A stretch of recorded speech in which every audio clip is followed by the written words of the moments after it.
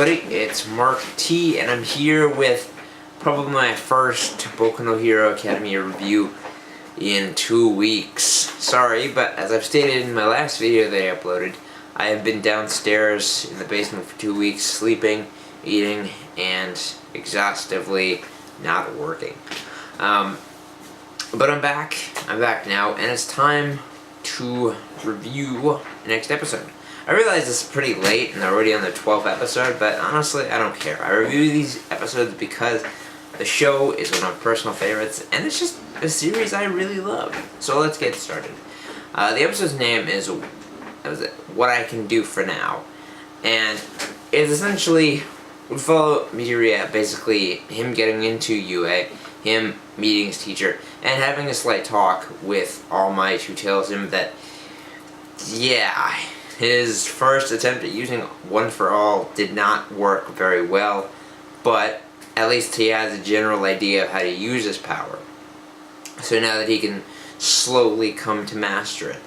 And honestly, it was one of the more relaxed episodes. It didn't have a big baddie, or it didn't have like a whole bunch of worth to it, but it was an episode that is necessary to see the progression of Midoriya, of course.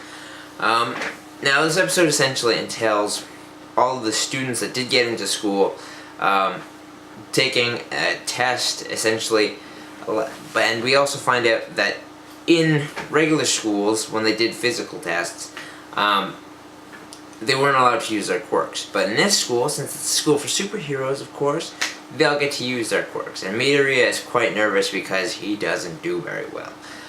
But he still does a pretty well job, and at the end part, he pulls out a win. Come on, it's the 5th episode and we're on episode 12. I feel no need to talk about spoiler alerts any longer. Anyways, one of my favorite characters introduced in this episode, which is Eraserhead, who is, I believe, is a movie or a musician. I think it was a movie, and it's just, I really like the character. He's so, how do I put it?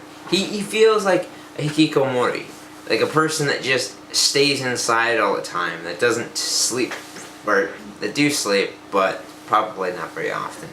Like, the guy's first appearance is in a freaking sleeping bag, and his eyes are all cracked and red and stuff. But he's honestly one of my favorite characters, and while he seems kind of harsh in this episode, he gets better in the manga, and he will get better later on in the anime. Anyway, that's pretty much all to say with this episode. I'm going to stay on top of this instead of uploading one episode review a week, since I'm so behind. I'm going to upload one episode every single day, and we'll see how that goes. Anyways, that's it for now, and I'll see you later.